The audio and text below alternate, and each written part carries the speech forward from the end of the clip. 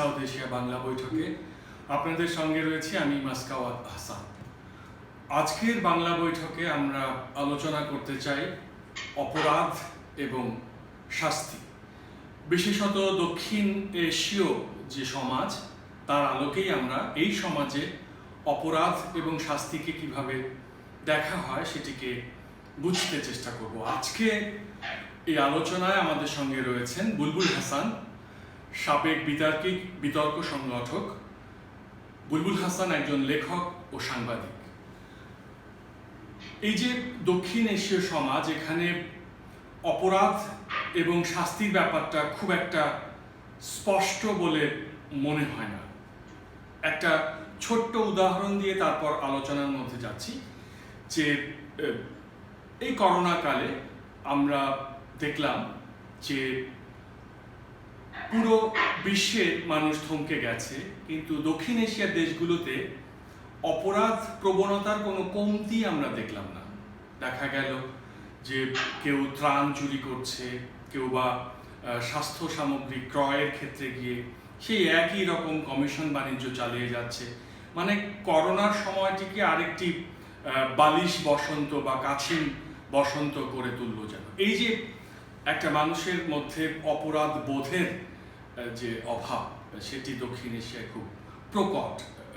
ধরুন, ডাক্তারদেরকে যথাযথ পোশাক এবং অন্যান্য মেডিকেল সামগ্রী ছাড়া যদি রোগীর সেবায় হাসপাতালে পাঠিয়ে দেওয়া যায়, তাহলে এটা যে অনেকটা তাদেরকে অনিরাপদভাবে মৃত্যুর মুখে ঠেলে দেয়, এই অপরাধ বোধটি কিন্তু আমরা দক্ষিণ এশিয়ার যে দেশগুলো, বাংলাদেশ, ভারত, পাকিস্তান, সেখানকার সরকারগুলোর মধ্যে দেখিনি। সুতরাং দক্ষিণ এশিয়ায় অপরাধ এবং এর শাস্তি, এই বিষয়টা বেশ মনে হয় যে অস্পষ্ট মানুষের মনোজগতে। সে কারণেই এরকম আলোচনার সূত্রপাত। বুলবুল হাসান, আপনার কাছে আমরা যাচ্ছি এই আলোচনার শুরুতে, যে তাহলে কেন এই অপরাধ বোধ খুব কম দক্ষিণ এশিয়ার জনপদগুলোতে? আপনার কি মনে হচ্ছে? ধন্যবাদ মাসকাওয়াত হাসান। আসলে আমার কাছে মনে হয় যে বিষয়টি নিয়ে আমরা কথা বলছি এবং দক্ষিণ এশিয়ার কনটেক্সটে যদি বিষয়টিকে আমরা বিশ্লেষণ করতে চাই, তাহলে এটাকে এক কথায় বলতে হবে যেটা খুবই বহুমাত্রিক, বা ইংরেজিতে যেটিকে আমরা বলে থাকি ম্যানিফোল্ডস। আপনি দেখবেন যে অপরাধ প্রবণতা বা অপরাধের যে বিস্তার এবং সেই বিস্তার রোধে যে কার্যক্রম গৃহীত হয় দক্ষিণ এশিয়ার দেশগুলোতে, সেখানে এক ধরনের কলোনিয়াল হেল্পার বা ঔপনিবেশিক যে ব্যবস্থা, সেটির ধারাবাহিকতা আমরা লক্ষ্য করি। কিন্তু আইন বিচার ব্যবস্থা বা সামাজিক কাঠামোর কনটেক্সটে অপরাধকে শনাক্ত করা এবং এটির বিপরীতে সেই অপরাধগুলোকে দমন বা প্রশমনের জন্য যে উদ্যোগগুলো নেওয়া হয়, সেখানে উদ্যোগগুলো খুব সেই অর্থে মৌলিক নয়। অর্থাৎ সামাজিক প্রেক্ষাপট বা রাষ্ট্রের কাঠামো অনুযায়ী সেটিকে এক ধরনের, ধরেন বাংলাদেশের কনটেক্সটে যদি সেটির বঙ্গীয় সংস্করণকে যদি আমরা আত্মস্থ করতে না পারি, সেক্ষেত্রে অপরাধ প্রবণতা কমিয়ে আনার যে স্বপ্ন বা আকাঙ্ক্ষা, সেটি স্বপ্নই থেকে যাবে। আরো একটু নির্দিষ্ট করে যদি আমরা বলি যে আপনি সাহিত্যের ছাত্র, আমি নিজেও সাহিত্যে পড়ালেখা করেছি, মনে আছে যে টনি মরিসনের খুব বিখ্যাত নোভেল দ্য ব্লুয়েস্ট আই, সেটির যে চরিত্র পিকোলা, তার যে বেড়ে ওঠা বা তার যে পরিপার্শ্ব বা বর্ণবাদী একটি সমাজ ব্যবস্থার বিপরীতে তার যে ভাগ্য বা তার যে আকাঙ্ক্ষার যে জায়গাটি, ওই যে ওইরকম একটি মানে নীল চোখের একটা আকাঙ্ক্ষা, সেই আকাঙ্ক্ষার ভেতর দিয়ে কিন্তু মেটাফরিক্যালি একটা কাম্য সমাজে পৌঁছানো বা একটি শ্রেণীহীন বৈষম্যহীন সমাজে পৌঁছানোর একটি আকাঙ্ক্ষা আমরা লক্ষ্য করি। আমরা দস্তয়েভস্কির যদি সেই বিখ্যাত কাজটিকে মূল্যায়ন করি, সেখানেও কিন্তু আমরা দেখবো যে সেখানকার সমাজ ব্যবস্থা বা সেখানকার কনটেক্সটে একটা মানুষ, তিনি অপরাধ জড়িয়ে যাচ্ছেন, কিন্তু তার ভিতরে যে একটা অন্তর্গত তোলপাড় বা মনস্তাত্ত্বিক যে দ্বন্দ্ব, সেটি তাকে কিন্তু এক ধরনের সংশোধনের ভিতর দিয়ে নিয়ে যায়, বা সেই অপরাধটিকে অনেকটা রেগুলারাইজ করা বা স্বাভাবিক করার বিপরীতে তিনি নিজেই শাস্তি পেতে থাকছেন। তো কাজে আমার কাছে মনে হয় যে এই দক্ষিণ এশিয়ার যে সামাজিক বিন্যাস বা অর্থনৈতিক কাঠামো, সেটির বিপরীতে আমরা এই বিষয়গুলোকে শুধুমাত্র রাষ্ট্রীয় কাঠামো বা আইনগত একটি কাঠামোর ভিতর দিয়ে দেখতে চাই, কিন্তু সেটির যে একটি সামাজিক দৃষ্টিকোণ রয়েছে এবং সামাজিক ভাবে সেটিকে যে অ্যাডজাস্ট করা যায়, সাহিত্য সংস্কৃতি আমাদের যে জীবন আচরণ, সেটির ভেতর দিয়ে কিন্তু আমরা কখনো সেই উপলব্ধি জায়গাটাতে পৌঁছতে পারিনি বলেই আমাদের এই দক্ষিণ এশীয় সমাজ ব্যবস্থায় অপরাধ প্রবণতা কিন্তু বেড়েই চলেছে। প্রাসঙ্গিকভাবে আমি একটি লাইন বলে এই প্রশ্নের এখানেই উপসংহার টানতে চাই। নিশ্চয়ই এই আলোচনা আরেকটু দীর্ঘায়িত হবে, তখন হয়তো আরো সবিস্তারে কথা বলা যাবে। সেটি হচ্ছে যে পশ্চিমা বিশ্বে অনেক জায়গায় ক্যাপিটাল পানিশমেন্ট কিন্তু অ্যাবলিশ করা হয়েছে, কিন্তু আমাদের এই দক্ষিণ এশিয়ার কনটেক্সটে, বিশেষ করে বাংলাদেশে আমরা দেখি যে সেখানে মৃত্যুদণ্ড কিন্তু এখনো রয়েছে। এখন সেটা নিয়ে বিতর্ক রয়েছে যে আমি একজনকে সংশোধনের সুযোগ না দিয়ে মৃত্যুর দিকে ঠেলে দিচ্ছি, সেটা আসলে এই সভ্য সমাজে গ্রহণযোগ্য কিনা। কিন্তু আপনারা যদি দেখেন যে যারা মৃত্যুদণ্ড প্রাপ্ত আসামি সন্দেহাতীতভাবে প্রমাণিত হয়েছে যে তিনি অপরাধ করেছেন এবং সেই অপরাধের শাস্তি সর্বোচ্চ, সেখান থেকে কিন্তু ক্ষমা প্রদর্শনের একটি ব্যাপার রয়েছে এবং সেখানে যে ধরনের ক্রাইটেরিয়া ফুলফিল করে ক্ষমা প্রদর্শন করা যেতে পারে, সেগুলো বিবেচনা না এনে কখনো কখনো দলীয় বিবেচনা বা এক ধরনের পক্ষপাতের বিষয় আমরা লক্ষ্য করেছি। কাজে একজন অপরাধ করে তাকে আপনি লঘু শাস্তি দিয়ে তাকে মৃত্যুদণ্ড থেকে সরিয়ে নিয়ে আসছেন, সেটিও কিন্তু মানুষকে নতুন করে ভাবায় যে মৃত্যুদণ্ড যদি উঠে যায় তাহলে তো অপরাধ প্রবণতা বেড়ে যাবে দক্ষিণ এশীয় যে সমাজ ব্যবস্থা বা এই যে আমাদের জাগৃত জীবন সেখানে। তো কাজে এই যে আমরা একটা ধূসর জায়গায় দাঁড়িয়ে আছি, তার কারণ হচ্ছে যে আমরা আসলে এই যে সোশিও পলিটিক্যাল যে কনটেক্সট, সেটিকে আমলে না নিয়ে শুধুমাত্র আইনগত কাঠামো বা রাষ্ট্রীয় বিধিনিষেধের ভেতর দিয়ে আমরা এই যে অপরাধ প্রবণতা সেটিকে দমন করতে চাইছি। সক্রেটিস তার আড্ডাগুলোতে একটা কথা ঘুরে ফিরে বারবার বলতেন যে একজন মানুষ যখন অপরাধ করে তখন সে এই কাজটিকে সঠিক মনে করেই করে, সে কিন্তু এটাকে অপরাধ মনে করে না। সক্রেটিসের এই কথার প্রমাণ করোনাকালে আমি পেয়েছি। যেমন ধরুন, এক ব্যক্তি উনি 1971 সালে মানবতা বিরোধী অপরাধের কারণে দণ্ডিত হয়েছে, যাবজ্জীবন কারাদণ্ড ভোগ করছেন। এই লোকের যে ভক্তরা রয়েছে বা ফ্যান ক্লাব, তারা আলোচনা করছিল যে তাকে মুক্তি দেওয়া হোক, তাকে প্রধানমন্ত্রী করা যায়। চিন্তা করে দেখুন, একজন মানুষ মানবতা বিরোধী অপরাধ করেছে। মানবতা বিরোধী অপরাধ কি? হত্যা, ধর্ষণ, মানুষের বাড়িঘর লুণ্ঠন, আগুন জ্বালিয়ে দেওয়া, এগুলোর সঙ্গে সরাসরি সম্পৃক্ততা। এইরকম একজন অপরাধীকে তার যে ফ্যান ক্লাব বা ভক্তরা তারা অপরাধী মনে করছে না। মানে তারা কিন্তু কনভিন্স, তারা কিন্তু পুরোপুরিভাবে মনে করছে যে না, এটা কোনো অপরাধ না, জোর করে একটা শাস্তি দেওয়া হয়েছে। আবার ওই করোনাকালে আরেকটি বিষয় দেখলাম যে একজন সাবেক স্বাস্থ্যমন্ত্রীর মৃত্যু হলো। এই ভদ্রলোক মুক্তিযুদ্ধ করেছেন, এই ভদ্রলোক রাজপথের সাহসী সৈনিক।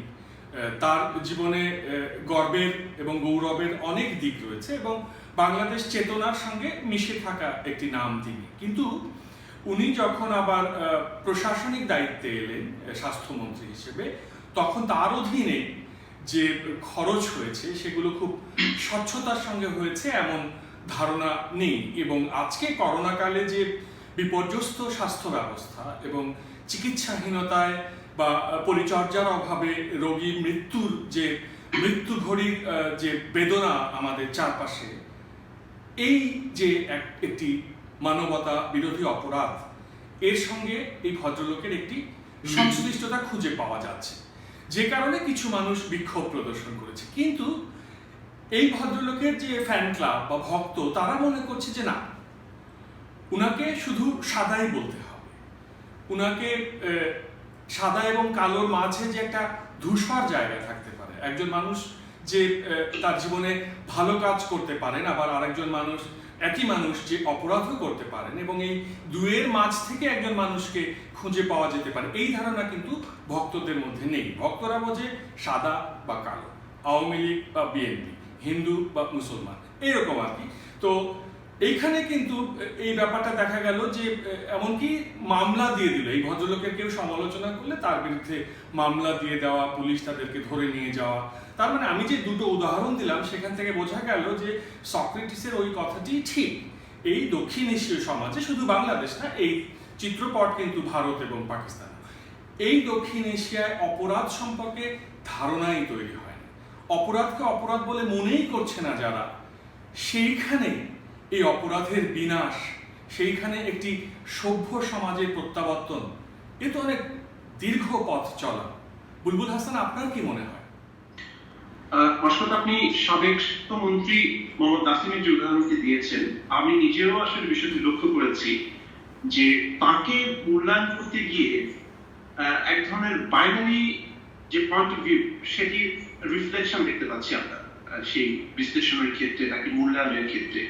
একদল বলছে যে তিনি যেহেতু স্বাস্থ্যমন্ত্রী হিসেবে বা প্রশাসক হিসেবে বা নীতি নির্ধারক হিসেবে ব্যর্থতার পরিচয় দিয়েছেন তাদের ভাষায়, তো কাজে তিনি বাতিলের খাতায়।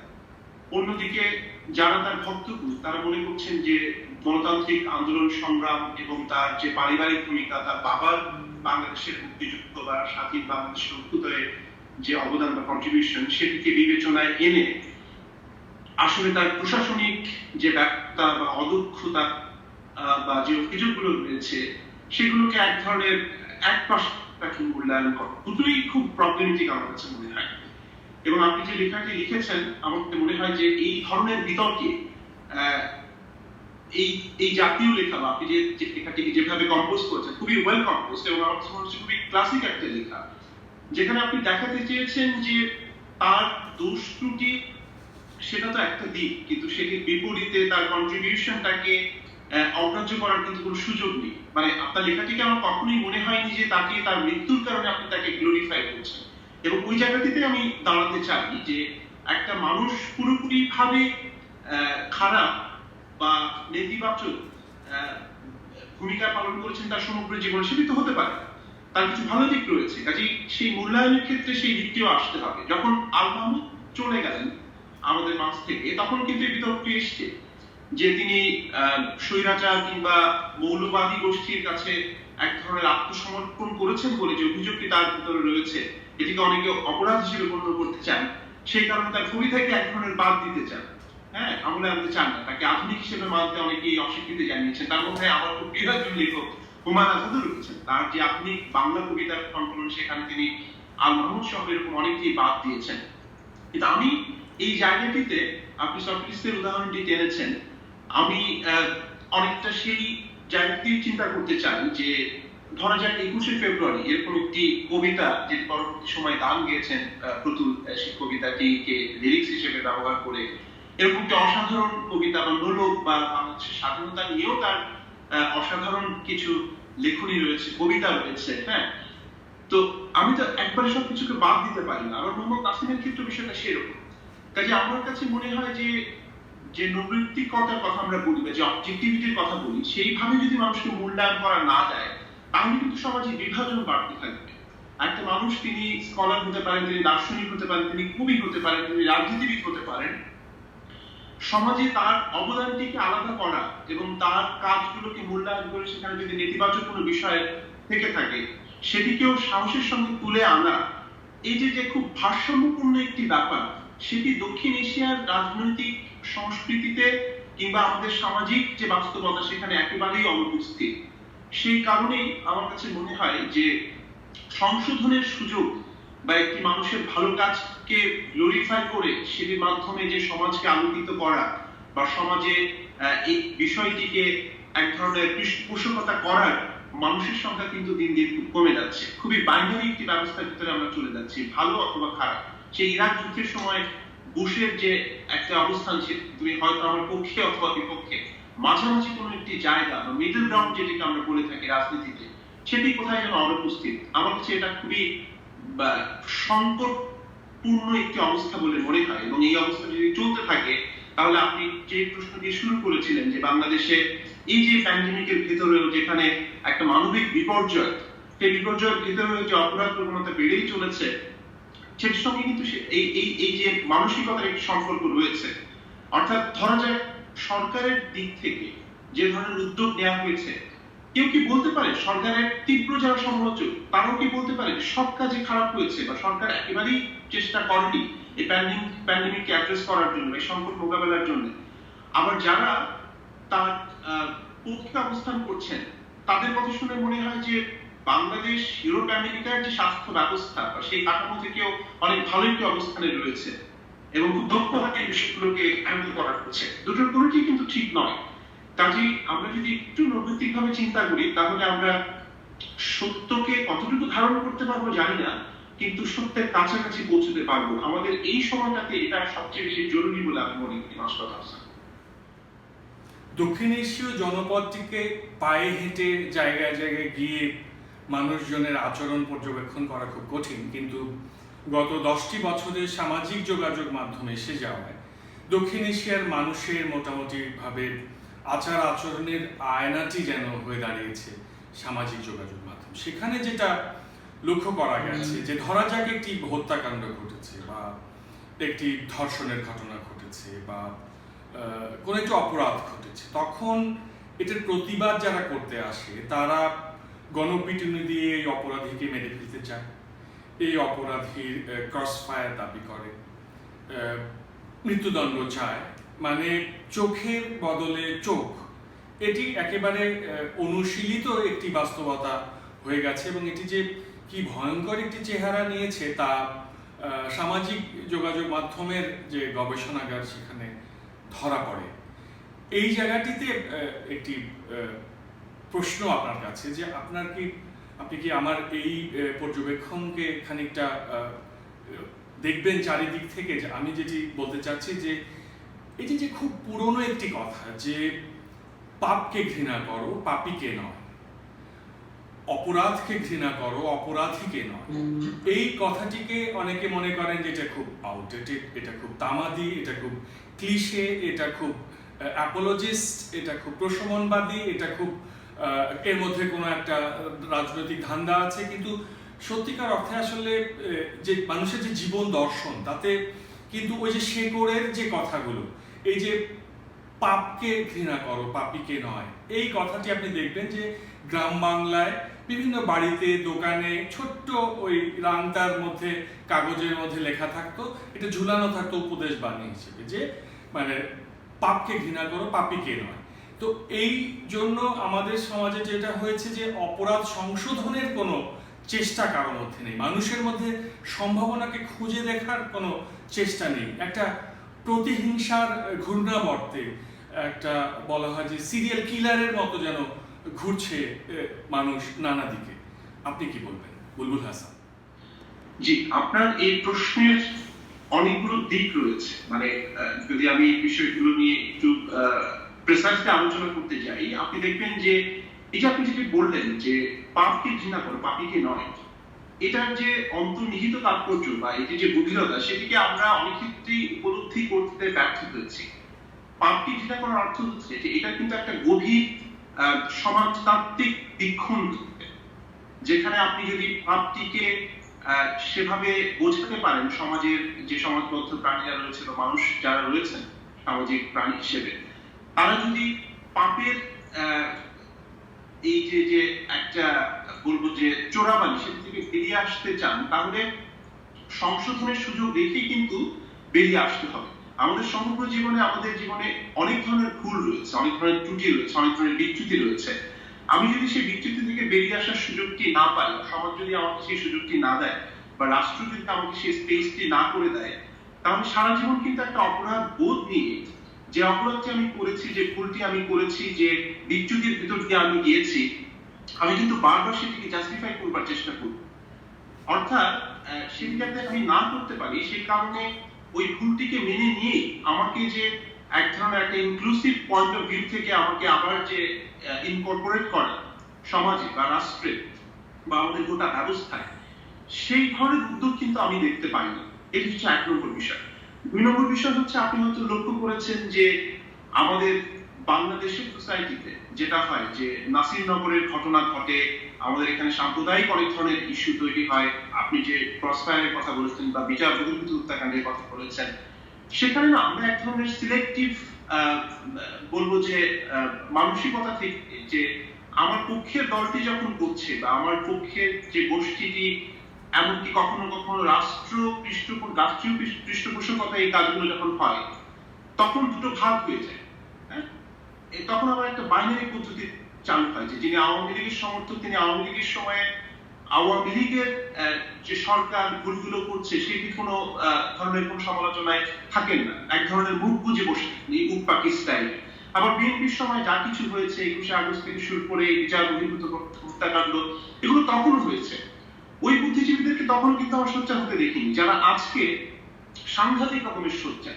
হ্যাঁ, আবার আপনি যদি গ্লোবাল কনটেক্সটে বা আন্তর্জাতিক পরিমণ্ডল থেকে দেশীয় পরিমণ্ডলে খুব জেনারেলাইজ একটি জায়গা থেকে দেখেন যে মার্কিন যুক্তরাষ্ট্রের বর্ণবাদী একটি ঘটনায় পুলিশের আঘাতে একজনের মৃত্যু হয়েছে, পুরো যুক্তরাষ্ট্র ফুঁসে উঠেছে, সারা পৃথিবী সেটির প্রতিবাদ জানাচ্ছে। আপনি সেই প্রতিবাদে সামিল হওয়ার জন্য ফেসবুকে বা এই যে আপনি যেটি বলছেন যে গত 10 বছরে সামাজিক যোগাযোগ মাধ্যমে আমরা অনেক প্রতিবাদী, অনেক বিপ্লবীকে দেখতে পেয়েছি। কিন্তু দেশের ভেতরে এরকম অনেক কিছু ঘটে যাচ্ছে, যেমন আজকেও আমি দেখলাম যে 9ম শ্রেণীর একটি ছাত্রকে ডিজিটাল যে নিরাপত্তা আইন সেটিতে গ্রেফতার করা হয়েছে, এবং সেই আইনের যে অপব্যবহার হওয়ার সুযোগ রয়েছে সেটি নিয়ে অনেকেই উচ্চকিত। কিন্তু ওই মানুষটি আবার এই বিষয়টি নিয়ে কোনো কথা বলছেন না, কেননা তিনি যে আদর্শকে ধারণ করেন বা তার আদর্শের যে দলটি ক্ষমতায় রয়েছে হয়তো সেটির বিপক্ষে যেতে পারে, এই জন্য তিনি মুখ বুজে বসে আছেন। কিন্তু তিনি এই বিষয়টি বুঝতে পারেন না যে এটা তো একটা অপরাধ, মানে অপরাধ মানে হচ্ছে আপনি একটা অপরাধ করার সুযোগ করে দিচ্ছেন রাষ্ট্রীয় পৃষ্ঠপোষকতা। হ্যাঁ, এবং অনেক ধরনের লুপহোলস রয়েছে, সেটিকে আপনি অ্যাডজাস্টও করছেন না। কিন্তু অনেক কনস্ট্রাকটিভ ওয়েতেও করা যায়। সবসময় আওয়ামী লীগ খারাপ বা সরকারি যে দলটি রয়েছে, সরকার পরিচালনা যারা করছেন, তাদেরকে খুব নেতিবাচক ভাবে বা খুব বাজে ভাবে আক্রমণ না করে কিন্তু গঠনমূলক ভাবে কথাগুলো বলা যায়। আপনি সেই কাজটিও করবেন না, কিন্তু আপনি নিজে যখন আক্রান্ত হবেন তখন আপনি আশা করবেন যে আপনার পক্ষে অনেকে এগিয়ে আসবে। এটা তো হয় না। যেটি অপরাধ সেটি সব সরকারের আমলে সব রেজিমেই অপরাধ, কাজে সেটি নিয়ে কথা বলতে হবে। এবং সেটি নিয়ে আপনি যদি কথা না বলেন তাহলে এই অপরাধ প্রবণতা বা এই যে এক ধরনের আমি বলবো যে আইনের একটা ফ্যালাসি তৈরি করে বা আইনের এক ধরনের কি বলবো যে একটা অ্যাবস্ট্রাক্ট অবস্থার বা আইনের দুর্বলতার সুযোগ নিয়ে যে কাজগুলো হয়ে যাচ্ছে বা করার সুযোগ করে আপনি দিচ্ছেন, তাতে আপনি নিজেও আক্রান্ত হতে পারেন। কাজেই ক্রাইম এন্ড পানিশমেন্টের আপনি এই যে যুগলবন্দি এক ধরনের, হ্যাঁ, সেটিকে যদি আপনি আমার মনে হয় যে একটি ব্যবস্থার ভিতরে নিয়ে আসতে চান, তাহলে সত্য কথাটা বলতে হবে। এবং আপনি যে পেশাতেই থাকুন না কেন, যেখানেই থাকুন না কেন, সেটিকে আপনি আপনার মতো করে বলুন। আপনি লেখনের মাধ্যমে বলতে পারেন, আপনি সাংবাদিক হলে আপনার টেলিভিশনের মাধ্যমে, ব্রডকাস্ট যে মাধ্যমটি রয়েছে সেখানে বলতে পারেন। আপনি কিছুই করেন না, ধরা যাক আপনি সোসাইটিতে আপনার সেই অর্থে আউটরিচ নেই, কিন্তু এই যে আমরা যে সমালোচনা করি যে সামাজিক যোগাযোগ মাধ্যমে অনেক বুদ্ধিজীবী তৈরি হয়েছে, অনেক প্রতিবাদী তৈরি হয়েছে, প্রকৃত অর্থেই তারা বিপ্লব করার ক্ষমতা নেই, কিন্তু ফেসবুকে বিপ্লব ঘটিয়ে দিচ্ছে। কিন্তু আমি তো মনে করি এটা একটা অপরচুনিটি। আপনার হাতে যদি কোনো প্রথাগত গণমাধ্যম নাও থাকে, সেটির মাধ্যমে লিখে হলে আপনি প্রতিবাদ করেন, আপনি জানান আপনার সরকারকে, আপনার রাষ্ট্রকে, আপনার ব্যবস্থাকে যে কাজটি ঠিক হচ্ছে না। আমার মনে হয় যে অপরাধ প্রবণতা কমিয়ে আনার সবচেয়ে বড় উপায় হচ্ছে যে আপনাকে কথা বলতে হবে। আপনি যদি মনে করে থাকেন যে না আপনাকে কথা বলতে দেওয়া হচ্ছে না, তারপরে কথা বলতে হবে, আপনি আক্রান্ত হলে কথা বলতে হবে। এই কথা না বলেই কিন্তু অপরাধ প্রবণতা বেড়ে যায়। পশ্চিমা সমাজ কেন এত দূরে গিয়েছে?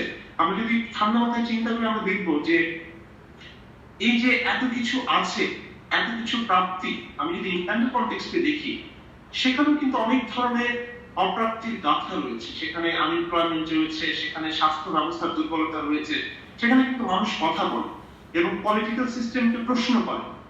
আমাদের সমস্যা হচ্ছে যে আমরা যে গণতন্ত্র পেয়েছি, একদল মানুষ এই গণতন্ত্রে অভ্যস্ত হয়ে গেছে যে এখানেই মুক্তি, আর একদল মানুষ মনে করে এই গণতন্ত্রের মধ্যে সমস্যা রয়েছে কেননা তার নিজের দলটি ক্ষমতায় নেই।